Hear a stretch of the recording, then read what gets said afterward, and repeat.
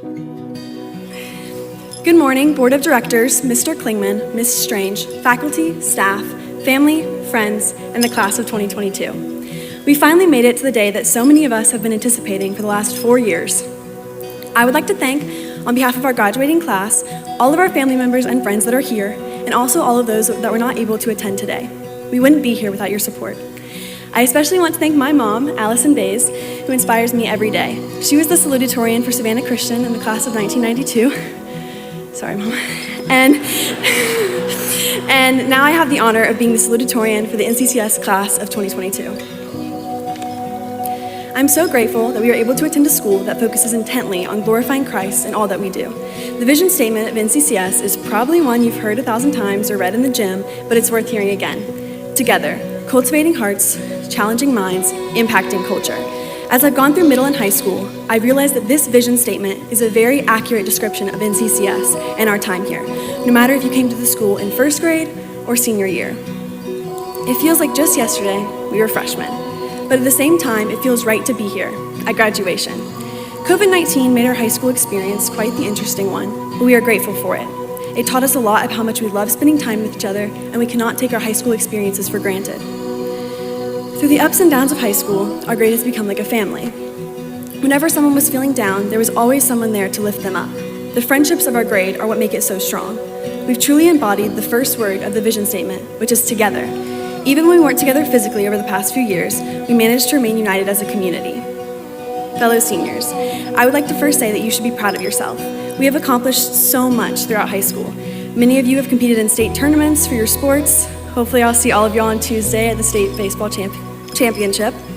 There was so much success in the arts, like in chorus, at the Litme and the ACSI competitions. The concerts were held, plays, the musical, and that's on top of going to school. Even the little achievements in class are something to be proud of, and I hope that you recognize that. The past 4 years have been quite the experience for all of us. Honestly, we only had one normal year of high school, and that was our freshman year. Little did we know how much was going to change. Sophomore year ended with Google Meets and half days, and adding the word quarantine to our regular vocabulary. Junior year was fairly normal, considering we were able to go to dances outside and participate in sports and fine arts, unless you were contact traced. And even go on spring term if you didn't have COVID, like I did. But even though I had COVID, I still grew so much from the dedicated time to develop my relationship with God.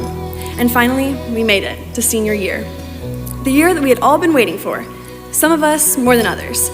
We're all probably thinking about the same few people who've had senioritis in sophomore year, but thankfully, this year has felt the closest to normal, even though I hardly know what that word means anymore. We started the year with our amazing rafting trip and chose words that we would try to live by. We had an awesome and insanely hot retreat, senior sweet treat every Friday, homecoming, prom, and we also had an incredible spring term. I was blessed to be able to travel to Spain with some of my closest friends, and I've also heard amazing stories of how lives were impacted all over the world and at home. Over the last 4 years, we've also experienced pain and loss. Our community lost 2 beloved members this year, Walker Phillips and Gabe Costa. Through them and their powerful lives, we've been reminded to live for Jesus. The way that our community supported each other during those difficult times speaks volumes about how our school lives out its vision statement.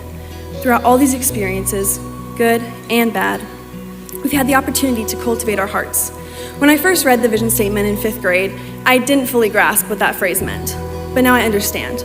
All the moments, big and small, and all of the people at NCCS, faculty, staff, and students, they have all helped develop our hearts in some way. Obviously not our physical hearts, but our hearts for others and for Jesus. And all of these experiences have led us here, to graduation. We wouldn't be sitting here today without the support of our amazing faculty and staff of NCCS.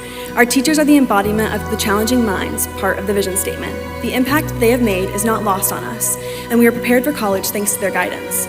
I know that they have prayed for us, for this moment, and for everything that is to come. I will never forget the mark that these teachers have made on me. Teachers like Mr. Schaefer, who genuinely wants to know how you're doing, or Mrs. Roop, whose love for her students is evident in everything that she does, or like Mrs. Clark, who wants to see all of her students succeed and will walk beside them to the finish line, even when some of her students, I'm thinking of our AP US history class junior year, drive her up the wall. Or Mr. Speck, who managed to encourage me and the rest of the class, even when we felt like what we were learning was impossible. And the amazing thing is I could talk about any teacher because they all left a positive impression on us. Not only did they challenge our minds in class, but they also challenged us to seek Christ faithfully every day. As we leave NCCS and go our separate ways, I hope that we will all remember that we have been called to continue to impact culture. NCCS gave us many opportunities to do so, and now we are about to enter one of our biggest life changes yet. When I was preparing for this speech, Romans 8:28, a verse that has greatly impacted me this year, came to mind. It says, "And we know that for those who love God, all things work together for good, for those who were called according to his purpose." God has a perfect purpose for each and every one of us, even if it may not seem that way right now. And I can't wait to see how he works through all of you. College will be full of amazing experiences, but it will also challenge us in many ways. Even though there will be trials, I know that we will be ready for them. To close, I want to remind you that God loves you, he has an amazing plan for your life, and he will see you through all of your hardships. As Ms. Cook challenged all seniors just a few short weeks ago, we need to remember to be present in every moment. The days may feel long, but the years are short. So I urge all of you to love others well and live each moment for Christ as you step into the next chapter of your life. Thank you for this honor and congratulations to the class of 2022.